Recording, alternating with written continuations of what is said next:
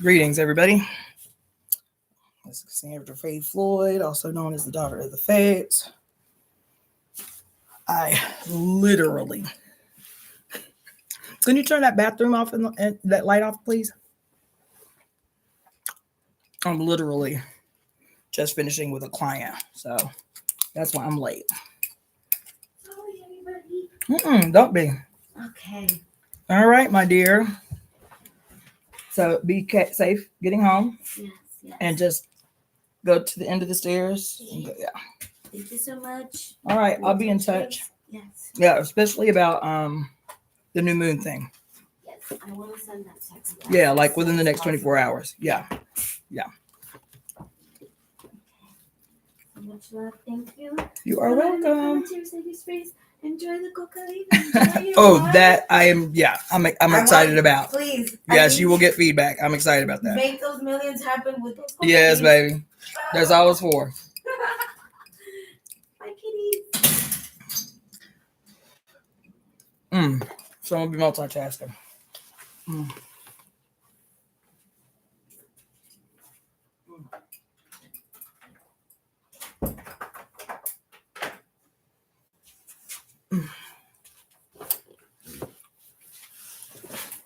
So let me tell you what had happened.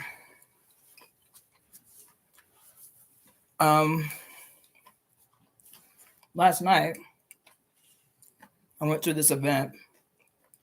It was a wellness event. That was a fundraiser for the fire and all that stuff, right? It was cool. And that's why I couldn't do the live last night. But I'm glad I didn't do it last night because I got it this morning at about 5:30 and Spirit was on me. And it was on me. Like the first thing I thought about, I didn't dream about it or anything.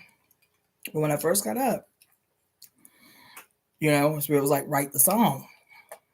So I got up, sat up, got a pen and piece of paper, and I was determined that I was not going to do anything else today until I wrote the Cicada song.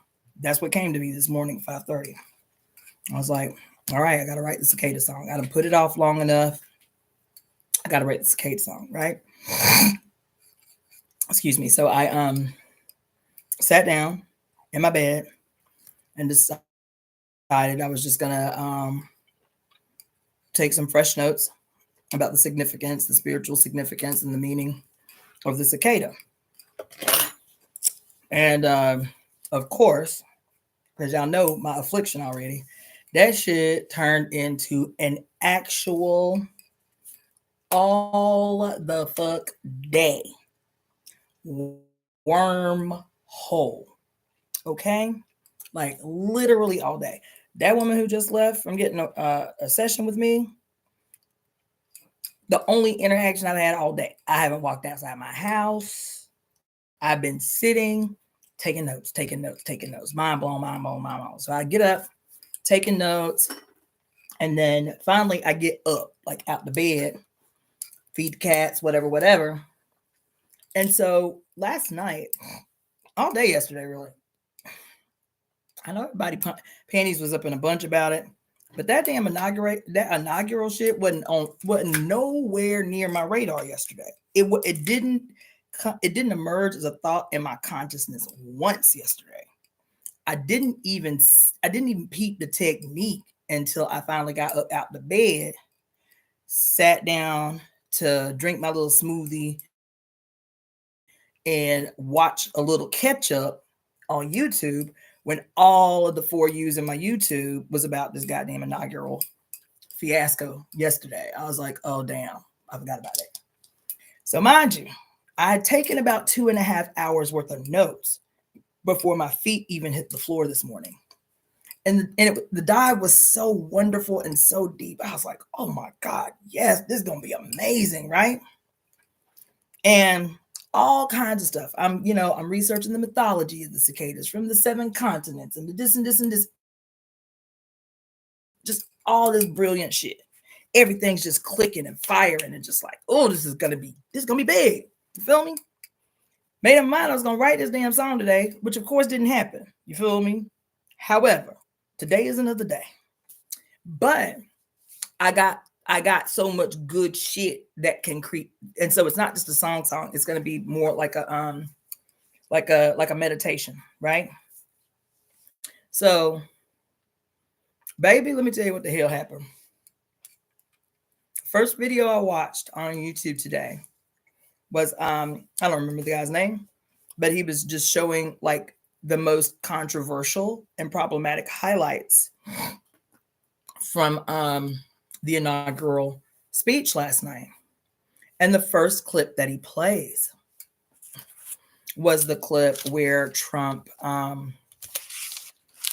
it was quite comical actually, where Trump is not so subtly grinding up the previous administration, right? And just talking about the severe failures of the previous administration and all of this stuff, and how those days are over, and how today America has arrived. And from this day forward, we are going to witness the new golden age. Now, let me tell you why that stood out as foreground for me as the first thing that I am watching after taking hours of notes in my bed about the cicada bugs. You feel me? Is one of the things that I read. I'll just read it to you so I don't mess it up. But you know how my deep dives go. You feel me? So let me just demonstrate how many notes I took today. Page 1, back and front. Page 2, back and front. Page 3, back and front. Page 4, back and front. Page 5, back and front. Page 6, back and front. Page 7, back and front. Page 8, back and front. Page 9, back and front. 9 pages of notes from the time my feet hit the floor this morning about these goddamn cicada bugs. That was supposed to be me trying to pull together a cicada song, right? But one of the things that stood out as foreground in the early hours of the morning while taking notes is one of the mythologies about, let me see if I can find it. There was so much that I want to talk to you guys about on this here day. Because when I tell you I was up in here subdued, mind blown, perpetual mind blowing was what happened today. Not only that, guess what else happened? Got up this morning, gonna check my damn social medias. You feel what I'm saying? Opened up my Facebook and went to my Facebook memories. You feel me? The first Facebook memory from a year ago today was a big old post that I made on my Facebook page about the coming cicada brood and needing to take advantage of the cicada medicine today, a year ago. And I woke up at 5:30 in the morning saying, damn, I need to write the cicada song. That happened today, right? So in this deep dive that y'all ain't ready for, that I did about the cicada bugs, one of the mythologies that came up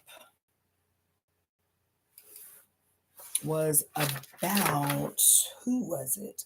Oh, it was our favorite. It was Grandmother Crone. It was Great Grandmother Crone, aka the Titan Cronus, aka the planet Saturn. The reason that Cronus, Saturn, was significant in the story, here it is, in the story of the cicadas, is because Socrates, let's see.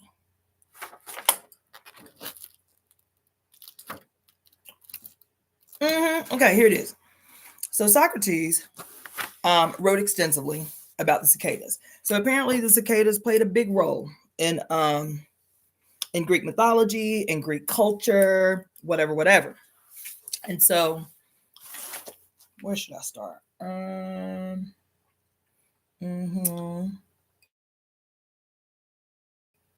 Mm-hmm. Mm-hmm. Okay. So, so I'm just reading what I wrote. Socrates said that this is a quote by Socrates, some of life's greatest blessings flow from mania. From mania. He categorizes the 4 different types of mania. Okay. Now, mind you, I've talked to y'all extensively about how in Greece, madness was not a bad thing. That Greece and also in early Rome and pagan Rome, ceremonial madness was what was recognized as the only way to talk to God, is the only way for God to communicate something to humans, was somebody that was open to descent into ritual and ecstatic madness, right? So Socrates says in a writing that he did called The Myth of the Cicadas. So this was like some kind of piece that he wrote called The Myth of the Cicadas. And in it, he says some of life's greatest blessings flow from mania, specifically in the 4 kinds of mania, which are prophetic mania, poetic mania, cathartic mania, and erotic mania, child. In Socrates' Myth of the Cicadas, they chirp and watch to see whether their music lulls humans to laziness or whether the humans can resist their sweet songs. Cicadas were believed to be humans, to once be humans, right? In ancient times, and were allowed the first muses, to enchant them into singing and dancing for so long that they stopped eating and sleeping and died without noticing.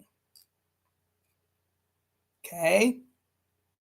The muses rewarded them for their sacrifice with the gift of never needing food or sleep and of singing from birth to death. The tasks of the cicadas became to watch human beings and report to the muses who honors the muses and who does not. In the dialogue, Socrates, in addition to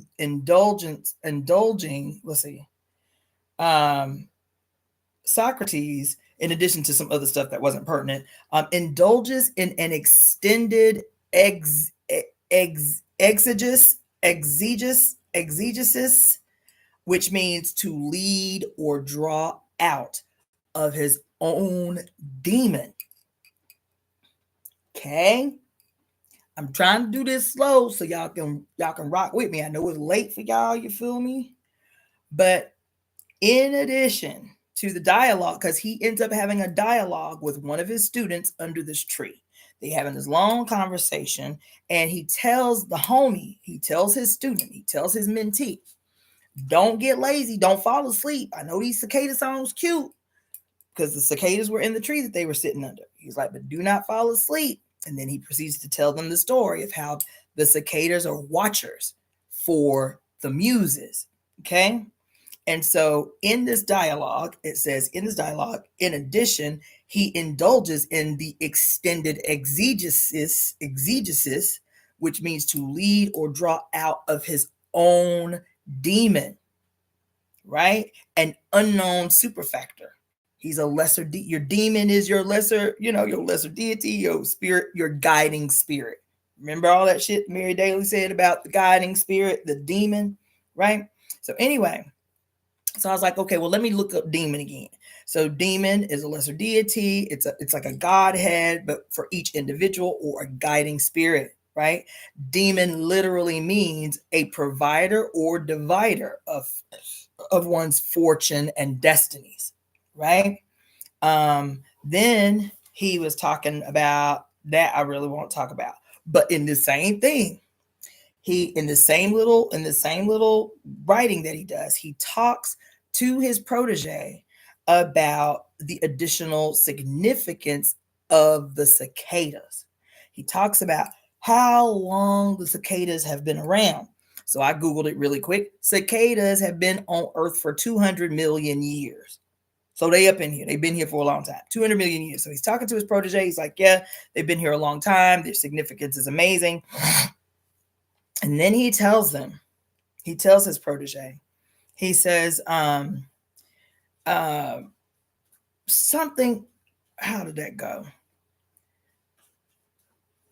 He says, oh shoot, I wrote this crazy. But he says he's talking about his demon, like leading his demon out. And he talks about, the divinity of the souls of man, especially mankind during the golden age. That's what he says. Now, this is at 5:30 in the morning that I'm writing this. He specifically says the souls of men, particularly during the period of the golden age, because apparently during the golden age, mankind, if you will, were at their best. Mankind were at their best during the golden age. Okay. So I was like, okay. So I said, well, let me go and look into the golden age a little bit, like digress a little bit. You feel me? The golden age was ruled by. Now we did a long ass motherfucking deep dive, like a 6-hour deep dive on the planet Saturn as great grandmother Crone, aka the Titan Cronus, whose primary children were who? The wicked trident, Zeus, Neptune, and Poseidon. You feel me? And now these became the three brothers that, quote, overthrew their father, Cronus, right? To absorb his power to become the new rulers of the realm. Okay? Now, the first golden age was ruled by Saturn.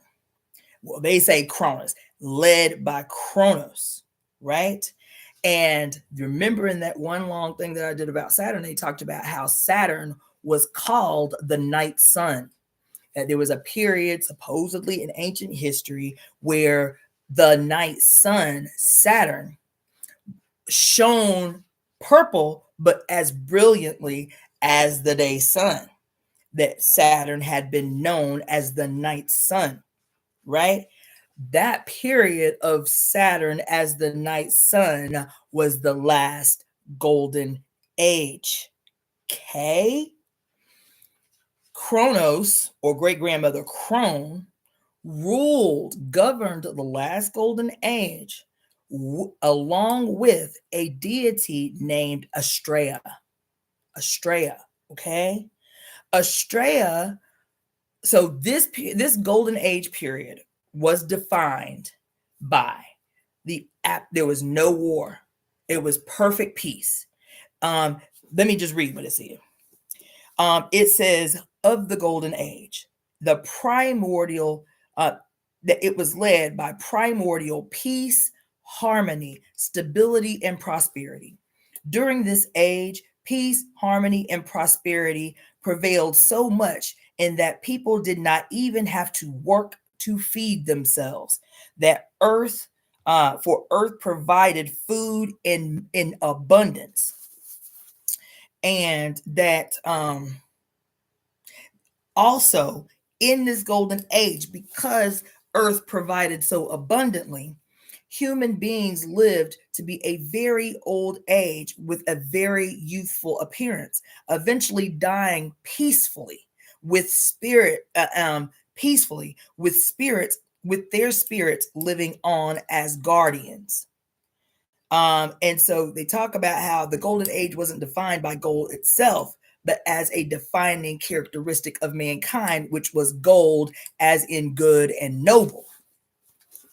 The golden age of man presided over by the Titan Cronus with Estrella, who lived with men. Estrella lived with men or lived with mankind until the end of the Silver Age. The other thing, hold on, let me see if I wrote it up in here before I just, okay. Okay, yeah. So the other thing that was important, oh, it's here. So let me just keep reading. But in the Bronze Age, so Estrella remained with mankind until the end of the Silver Age. But in the Bronze Age, men became violent and greedy. So she fled to the stars, Estrella. She fled to the stars where she became the constellation Virgo, holding the scales of justice Libra, who is her mother. Okay? Estrella was the last of the great immortals to live among humans.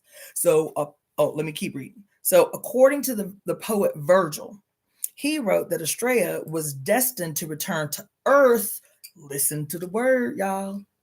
That Estrella was destined to return to Earth, bringing with her the return of the utopian golden age and the reign of Saturnus.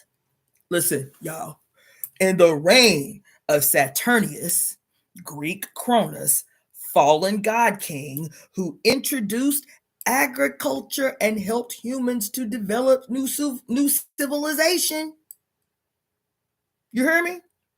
The Estrella, aka our mother Virgo, aka yours truly, right here. You understand? In my son's sign, right?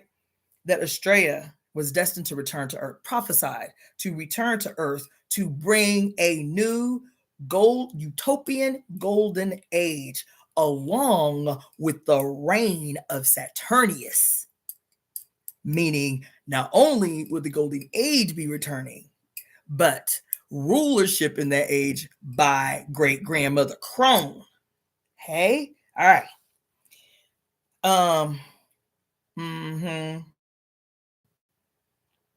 And so there was something that said about like genius.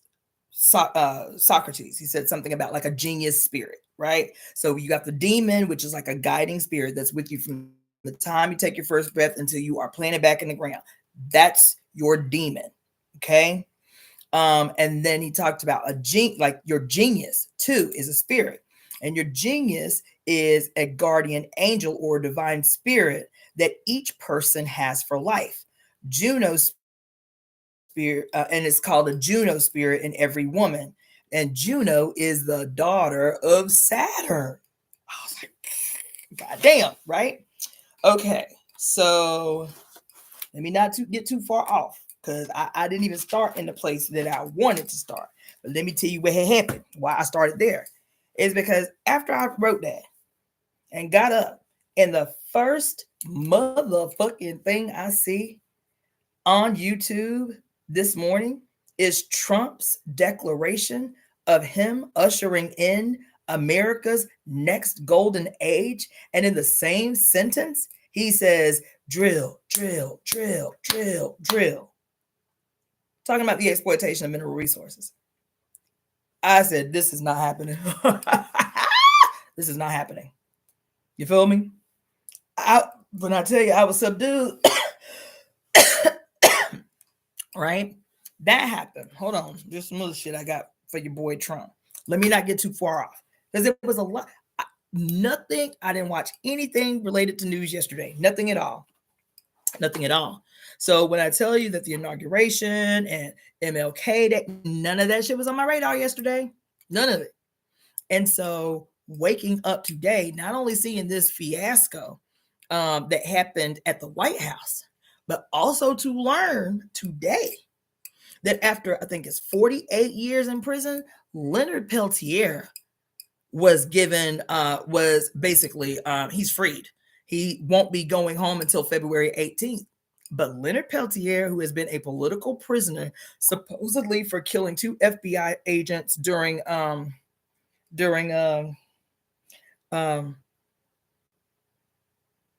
wasn't Pine Ridge. It was it Pine Ridge?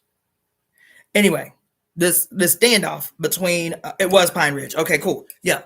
Well, Leonard Peltier Biden was the one that signed his release. And they made it a point to mention that Obama didn't.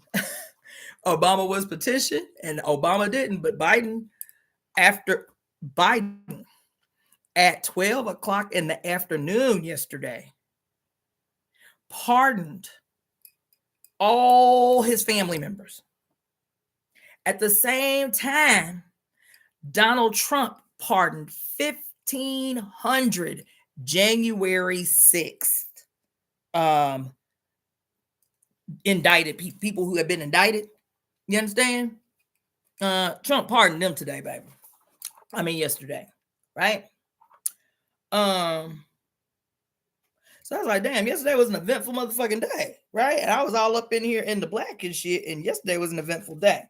Now, let's see. So let's go back to the beginning. But I thought that was interesting. And it wasn't interesting, it was deliberate. It was deliberate because the reason I went into this wormhole is because last year when I started obsessing about the cicada brood, it was actually sooner than that because there was a cicada brood during, it was one of the annual cicada broods. There was a cicada brood during the first year of COVID. And a friend of mine had released an album during COVID and named the album Cicada. And so I've been obsessing about the cicada broods and the coming big cicada brood for 4 years, right? Since the beginning of COVID. So I wake up this morning, cicadas on my mind. I'm gonna write this song. Check my Facebook. A year ago today, I was saying the same thing. Problematic, right? And then digging into the cicadas, hearing about Socrates, talking about the golden age in relationship to the cicadas, and then this whole little thing about the golden age, and then to see that's the first thing Trump talking about today when I get up on the YouTube, right? So let's start at the beginning. I'm just gonna do some bullet points because I took 9 pages of notes and I ain't gonna read 9 pages of notes to y'all, but I want to get some of the good deep dive shit that I went into, right? So just a quick overview. In almost every culture, their meaning is pretty much the same, like resurrection, immortality, spiritual realization, and spiritual ecstasy. Those are big. It says that they sing ecstatically because they are the sacred animal to Apollo. Who is Apollo? The god of music, the god of art, the god of magic and ceremonial madness. This is Apollo, right? But the cicada is also related to Dionysus or Bacchus and their consorts or their worshipers, which are the Maenads, the crazed ones, right? And so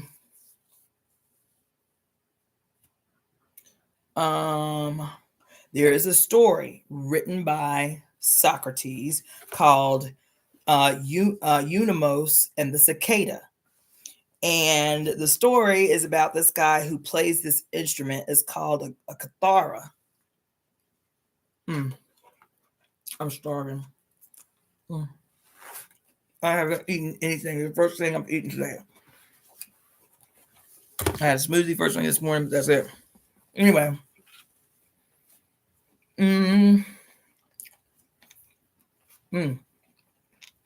So Eunomos played the cithara, and he's competing in this competition.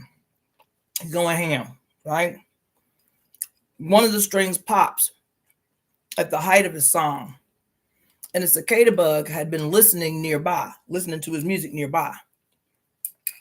Without missing a beat, the cicada bug put his body on the cithara exactly where the string had popped and began to sing in the place of the string. And Eunomos won the competition.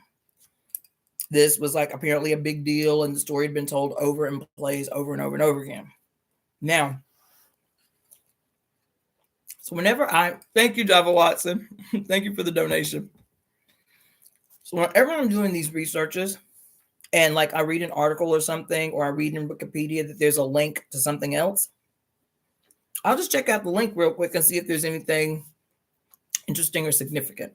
So when I'm reading this story about Unimos and the cicada, the word liminality came up. I didn't know what that was. So I was like, let me look it up. So the idea, this is fascinating, you guys. The idea of liminality and why it is directly attributed and associated with the cicada bug. Several different authors from 1700 years of this, mythology about the cicada bug all talked about the cicada bug representing life, birth, resurrection, transition, immortality, sexual realization, spiritual ecstasy. But transformation was one that came up big, right? Liminality or limen or the liminal stage. It's this idea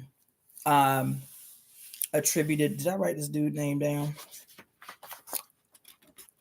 I did somewhere. I'm just going to read. But it literally translates to liminal.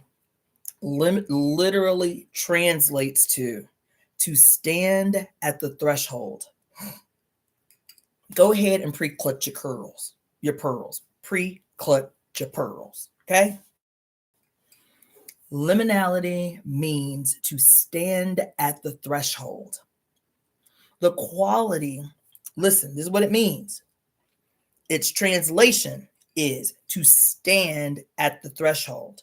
Its definition is the quality of ambiguity and disorientation that occurs in the middle of a rite of passage.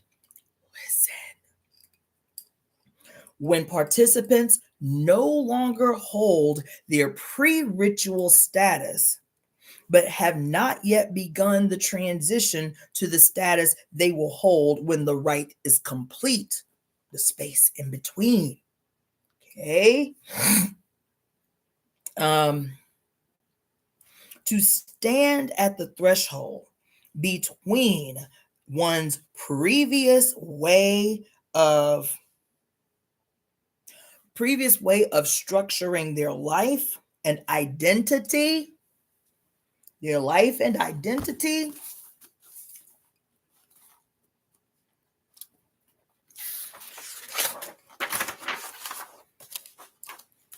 time, or community, and a new way. Listen, you guys.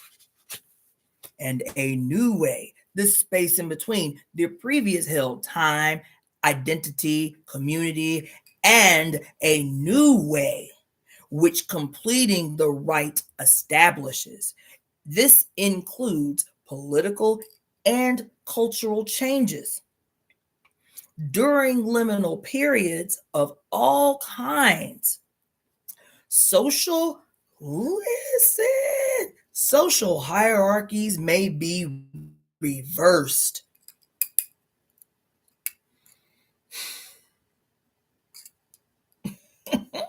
I don't know if y'all rocking with me, y'all, but I have been up in here. When I tell you I ain't got off the couch, I've been writing all day. Let's see what y'all talking about over here.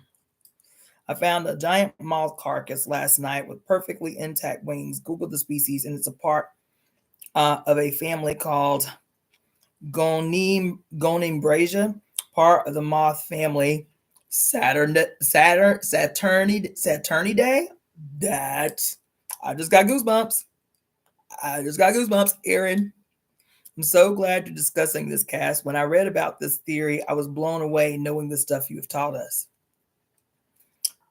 Voiceovers by Stephanie Marie. Everybody, hey, how y'all doing? Y'all up in here. Saturn used to be so much closer to Earth. It was just as grand as our solar sun today.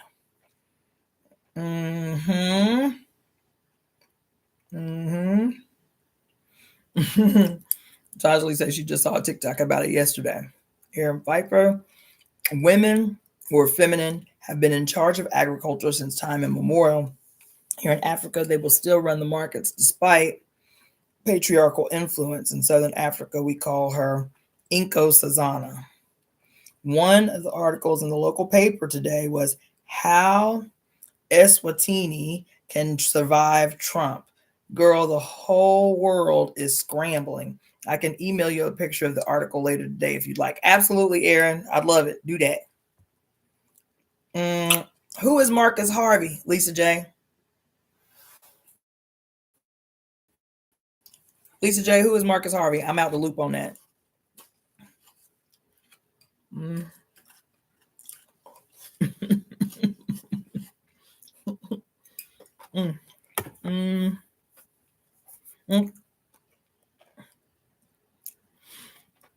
What?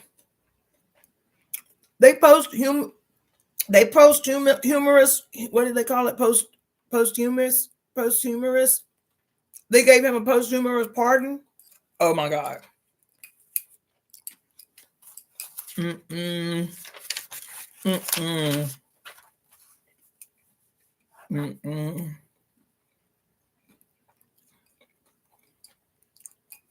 What the hell?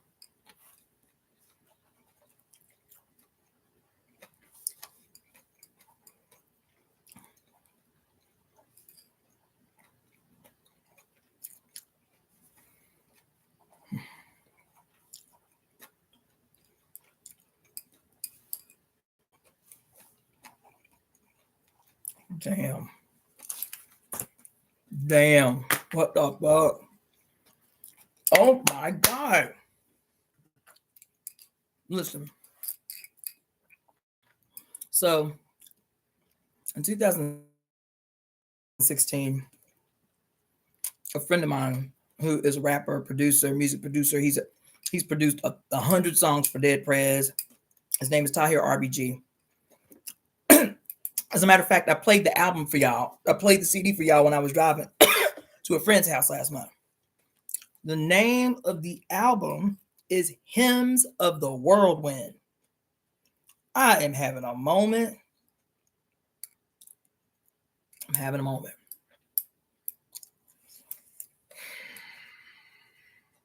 God damn. Oh, woo, listen. I might have to pull out that book tomorrow.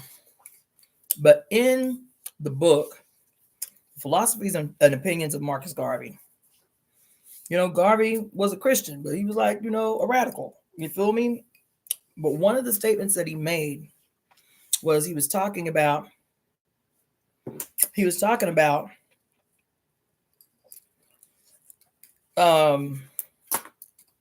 one of these days I'm gonna die. You feel me? I mean, the speech was much more powerful, but one of these days I'm gonna die. But you need not fear. All you need do is look for me in the whirlwind. And on that day, like, we'll be free or something like that. Look for me in the whirlwind. That's what Garvey said. When I tell you every hair on my body is standing on end, oh my God. Listen, he said, look for me in the whirlwind on that day. That's what he said. Look for me in the whirlwind. I did not know this. I did not know that happened. Oh my God. Listen, it's a lot. This a lot. This a lot. It's a lot. This a lot. It's a lot.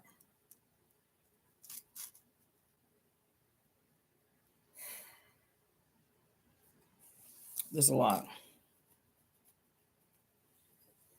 Okay, let me keep going.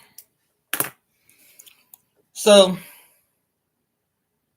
what I was saying about liminal periods, you guys, why is that important? Because the liminal period, according to this author, what's his name? Arnold van Gennep or Gennep, who influenced Joseph Campbell.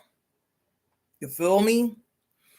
He says he is the one that coined the term the liminal period. He was an archaeologist who studied rites of passages around the world of other cultures. And he said that there are some defining, let me just read what he said. During liminal periods, all kinds of social hierarchies may be reversed. What is the liminal period? The period between the old way and the emerging new way. It is this Pluto transit. America's first Pluto return is the liminal period. That period completed, that transitional period, that period between the old and the new, that period ended on November 19th when we got our ass up on top of Mount Washington and conducted that goddamn conspiracy. The period, it says the liminal periods of all kinds of social hierarchies may be reversed or temporarily dissolved. Continuity of tradition may be uncertain in this period, and future outcomes, once taken for granted, may be thrown into doubt. The dissolution of order, I'm quoting, the dissolution of order during liminality creates a fluid and malleable situation that enables new institutions and customs to become established. Oh my God. God damn. Somebody better let me know they in the room. Somebody bets to let me know they in the room.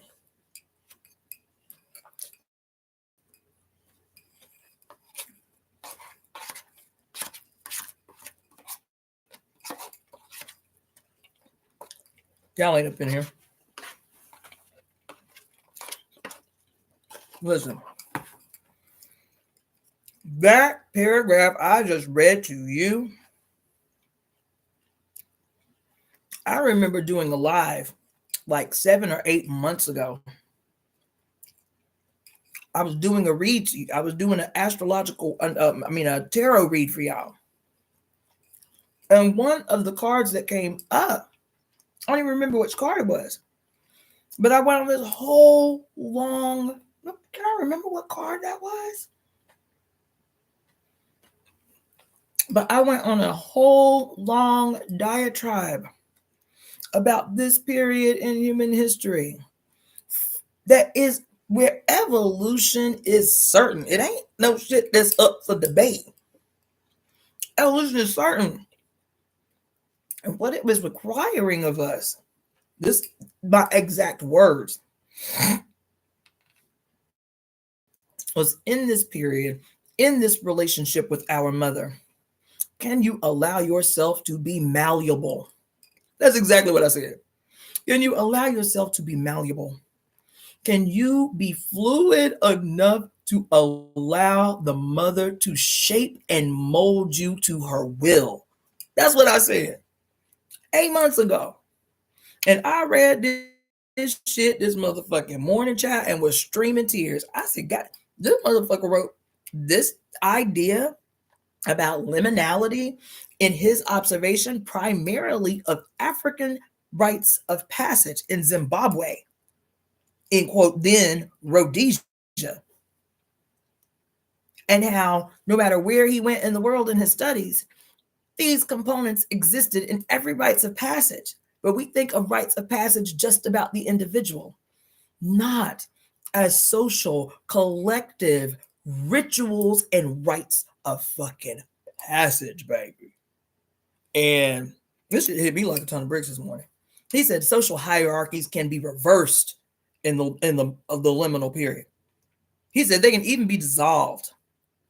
The continuity of tradition can become uncertain. Isn't that what I'm always talking about? That future outcomes, once taken for granted, may be thrown into doubt. What does that sound like? Future outcomes that once were taken for granted may be thrown into doubt. And then he says, the dissolution of order. Ooh. Ooh. The time where chaos reigns supreme.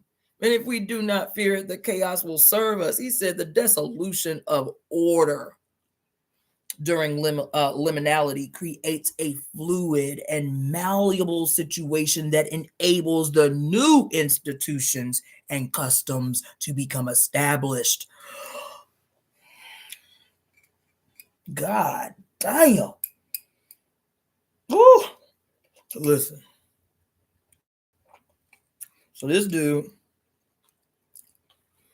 this guy, Arnold Van Gennep, who influenced Joseph Campbell, who influenced a bunch of dudes, right?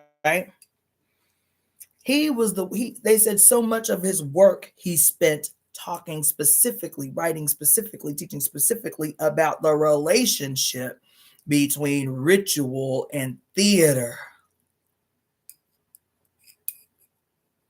Oh, child. Right? I think it was like the late 1700s or early 1800s when he develops this idea, right? Right.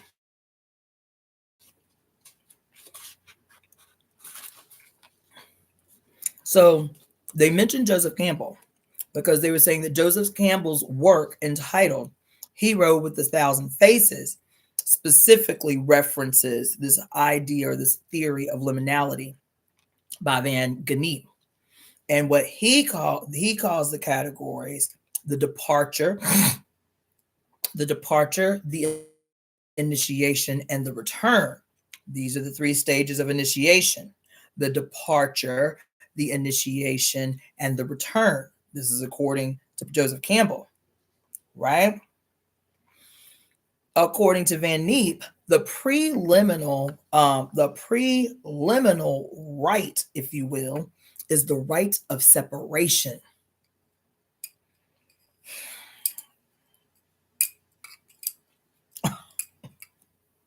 The rite of separation, y'all. What does the Bible say? You must put those childish things behind you. You must leave your mother. The preliminal rite is the rite of separation. The liminal rite is the transitionary rite or limbo, right?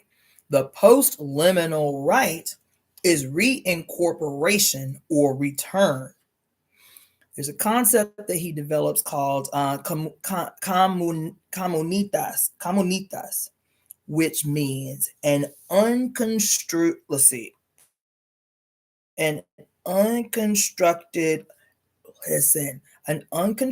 community in which people are equal.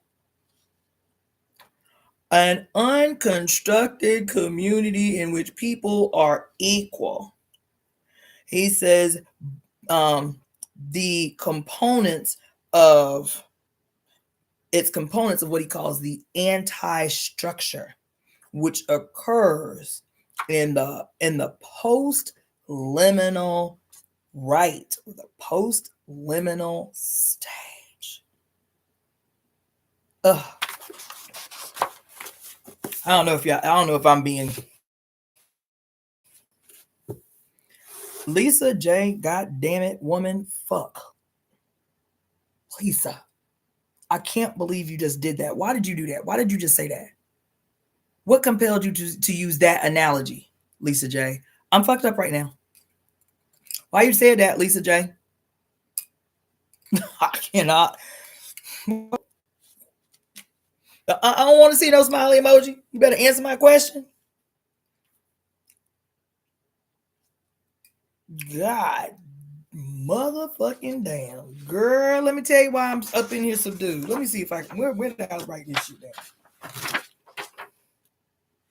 Girl, I can't believe this shit. I can't believe it. I'm still subdued. So like many pages into my research, because we still talking about the cicadas, okay? Many pages into my research, I was like, you know what? Let me research the numerological significance of the two broods, which was brood 13 and brood 17. That was a whole other level of wormhole-ish ass shit that I didn't intend to get the fuck up into. You feel me? But let me tell you what came as a consequence.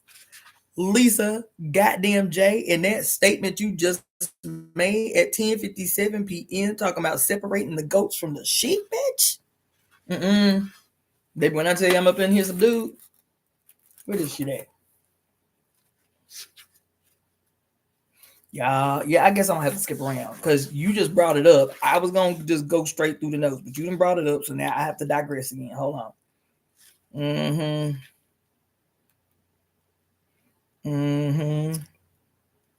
This shit's so deep.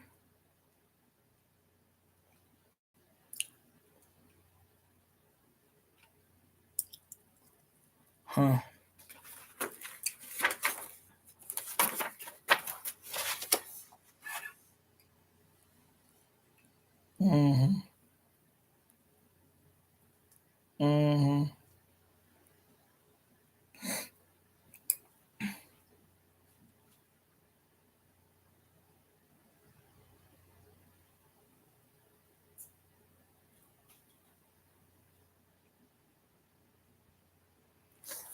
Damn. And also the cicada, according to the Bible. The cicada, according to the Bible, right?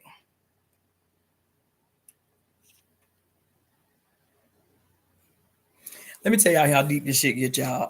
It's gonna have to be another live because I'm not gonna be up on here all night. But let me just tell you how deep this gets. So I started researching the 17 and the 13 as the numbers of the two broods that came out over the summer. Okay.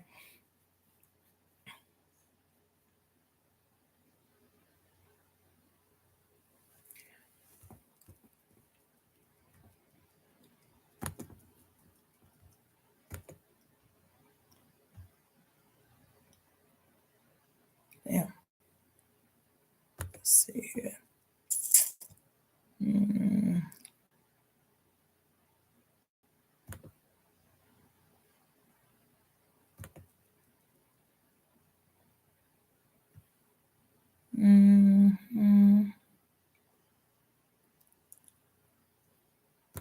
Okay.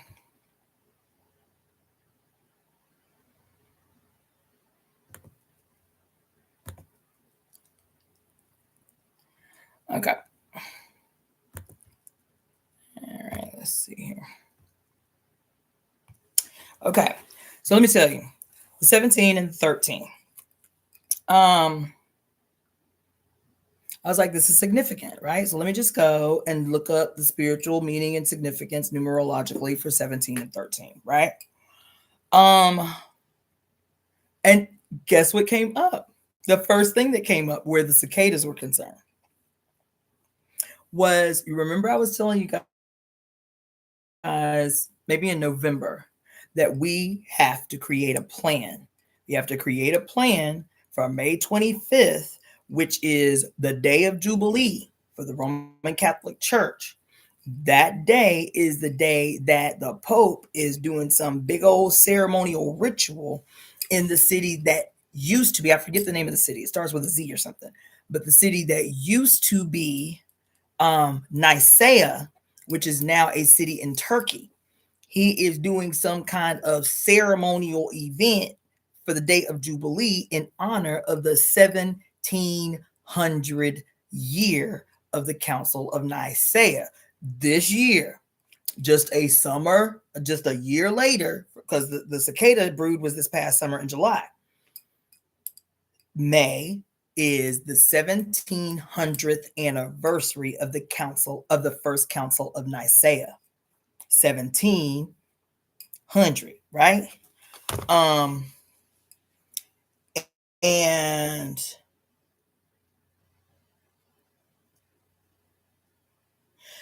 This too, like the cicada, which disappears for 17 years, Jesus disappears from scripture between the ages of 13 and 30 for 17 years, spending time in that spiritual ground called the quote heart. The cicada brood represents the return of spiritual truth that has been buried, aka hidden from the masses for 1700 years. That is according to an article called The Cicada Sign by Sandra L. Butler on the website called The Bible Decoded.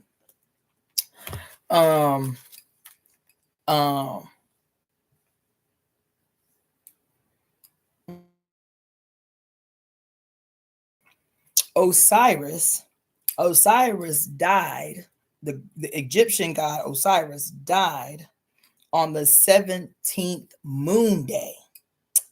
The 17-year cicada is coming up out of the ground, as did Joseph, who being 17 years old came up out of the ground, retrieved from the pit with which his brothers had threw him into, entering Egypt, symbolizing Egypt, symbolizing the world, where he would gather and store the increase of corn for the coming famine.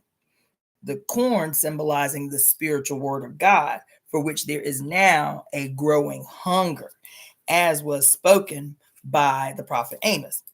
Established 1700 years ago by the Council of Nicaea, a group of political and religious leaders that formed a government-sanctioned religion for the people to follow. Okay. 17 means, I don't remember in what tradition, the powerful divine name of God. Osiris's death. Okay, let's see. In Hebrew, the number 17 is the number of sin. Pythagoreans say 17 is when the devil triumphs over the sun or God. The devil the devil is 6 and God is 8. According to Sufi alchemist Jabir ibn Hayyan, quote, everything in the world is 17, the law of equilibrium. The 17th tarot card is the star, which represents what? Resurrection. Right? Hold on. Resurrection. Rebirth. Resurrection and rebirth after death. Osiris raises from the dead on the 17th day of the month of Ether. Greetings, Marcia Marquise. According to the Bible, Christian and Muslim religions, the Ten Commandments is written in 17 verses. In the New Testament, 17. In the New Testament, when the apostles couldn't catch any fish, Jesus suggests that they cast the net on the right side of the boat.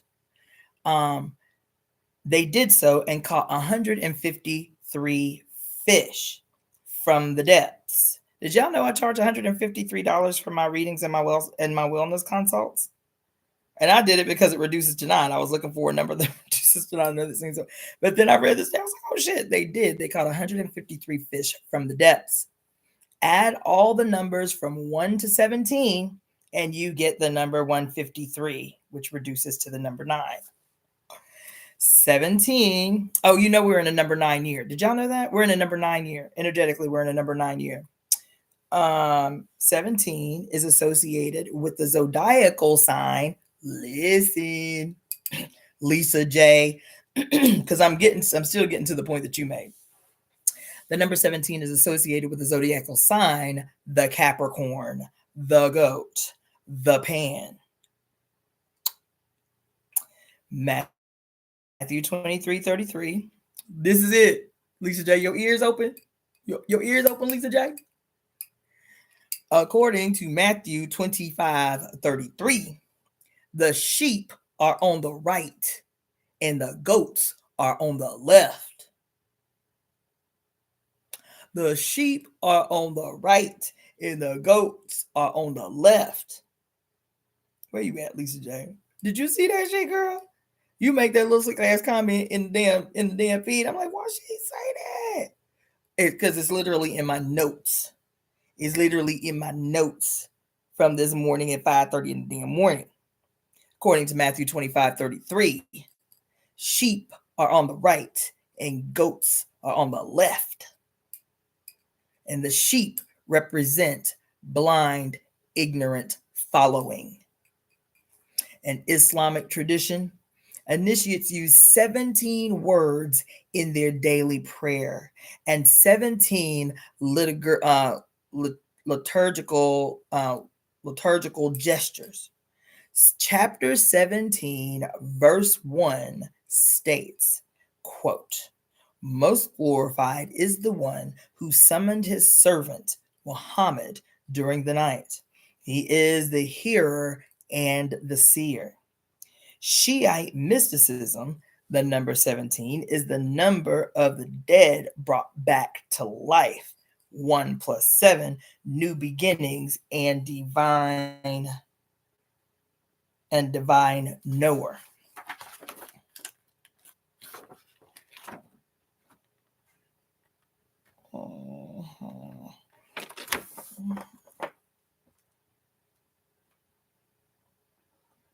Yeah, divine knower. Okay. This 17 is happening within a number 9 year. 1 plus 7, 17, reduces to the number 8. And Babylonians believe that, quote, "where knowledge of the great secret is attained is in the number 8. The 17 is the number of Urzuli, a voodoo wa, who is the queen of the witches, wears red and carries a torch. Who does that sound like?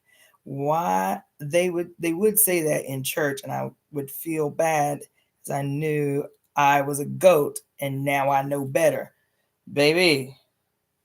So you know I got a Capricorn placement too. It was my moon. So I would encourage you guys to check 2 websites out that were like the big source of a lot of my study today, at least on the like occult and biblical symbolism for these numbers. The first one is called mastermindcontent.com. mastermindcontent.com. The second one is writingthebeast.com. writingthebeast.com. Okay.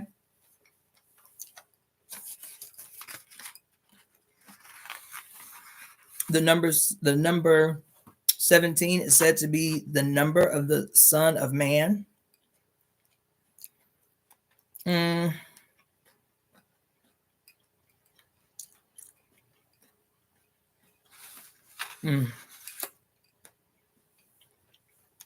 It is known to be the number of the Holy Spirit.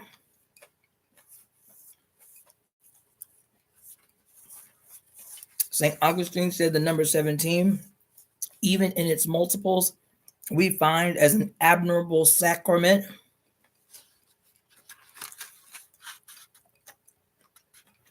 "17 is said to restore harmony after a fight of existence. The initiate who has succeeded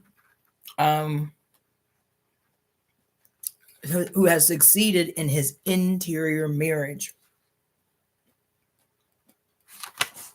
Man, there's so much more. I got to figure out a way to narrow this shit because so much of it, I'm just blown away. Let me see if I can find something that's like particularly shocking. Then I'm gonna let y'all go. I'm hanging on by a thread. I've been up all day.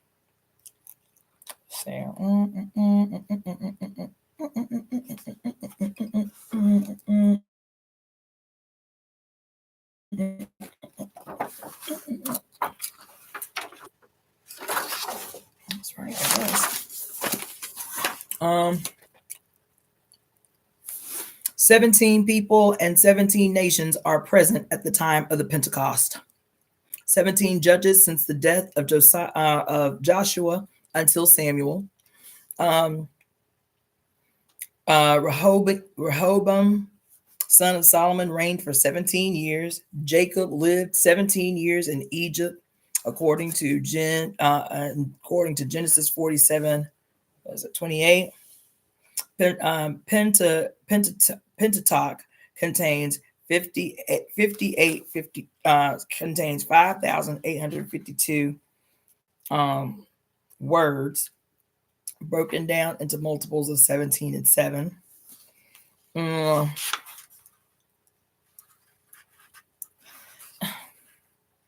The prayer of the Rosary of the Virgin Mary is composed of 17 Pata and 153 Ave Maria. And the sum of the 17 first numbers gives 153. Jewish law accounts that there are 17 blessings. The Talmud, it is written that there's a completion of the 17 Torah books. I'm sleepy.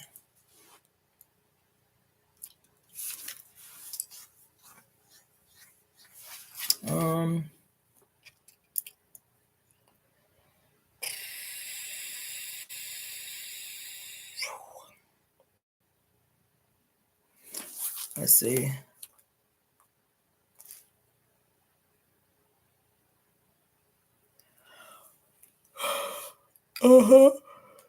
Okay. Yeah, I'm gonna have to stop.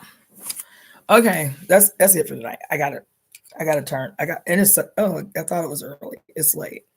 But I'll do another live tomorrow and try to draw out what's most important about this deep dive I went on. But it just went on and on and on. It was so dope. I love learning like this. I love studying like this. This shit is so dope. Now I just need to get paid to study. I understand. I need to get paid to learn.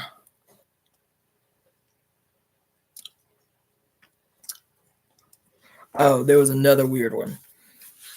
2 years in a row, 1994 and 1995. There were 2 earthquakes. January 17th, 1994 and January 17th, 1995. The first one was in Los Angeles. The first earthquake was in Los Angeles. And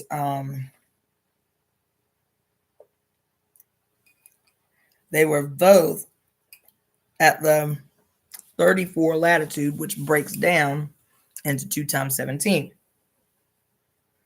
There are 17 Indian languages. Neptune is 17 times that of the Earth. The White House is on 17th Street. Ulysses, from the story of the Iliad and the Odyssey, spent 17 days to reach Phoenician. The number 17 is used 13 times in the Bible. The number 130 is used 17 times.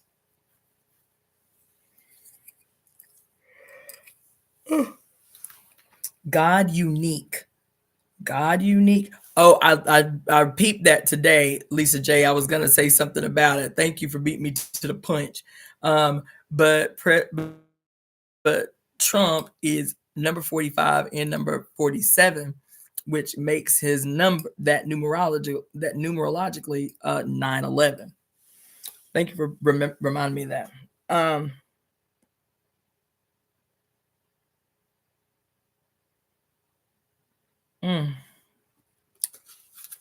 Says that God was called God unique 17 times in the Bible. The verb to pay was mentioned 17 times in the Bible. Manna and to kneel, right, is mentioned 17 times in the Bible. Revelation 7 is used 53 times and designates 17 different elements: the 7 churches of Asia, the 7 spirits, the 7 candelabras, the 7 seals, etc. 17 are the 17 are the multiples of 17. Whew, excuse me. God, yeah, I gotta be asleep.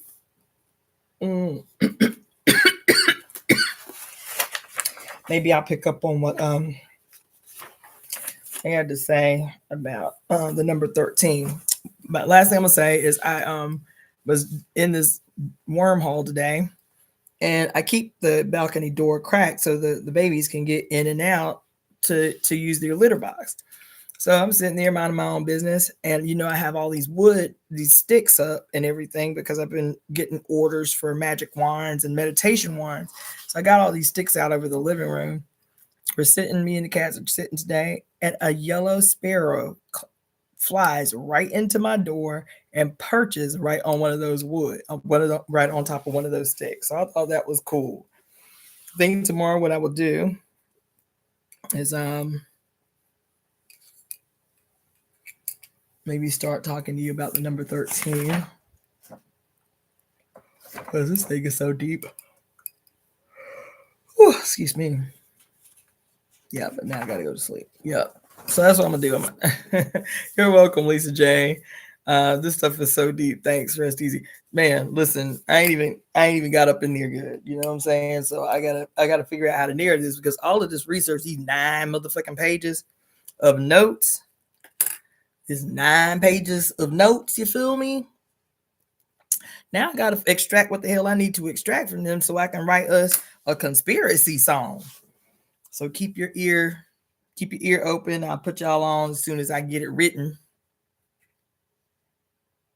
Oh, that's great. Tierra Jones who finally got the books, the Mama Wata books. That's dope. I had still been debating about whether I was gonna read, because I haven't read part 1. I haven't read part 1 of the Mama Zogbe book. I only have part 2. I was like, am I gonna read this right now? And then I met this sister last night and told her about the channel, and she was like, oh my God, you got to read The Children of Blood and Bone. And I don't know if y'all remember, but when I read the parable of the sower, what was it, 2 years ago? The book that I initially was going to read was The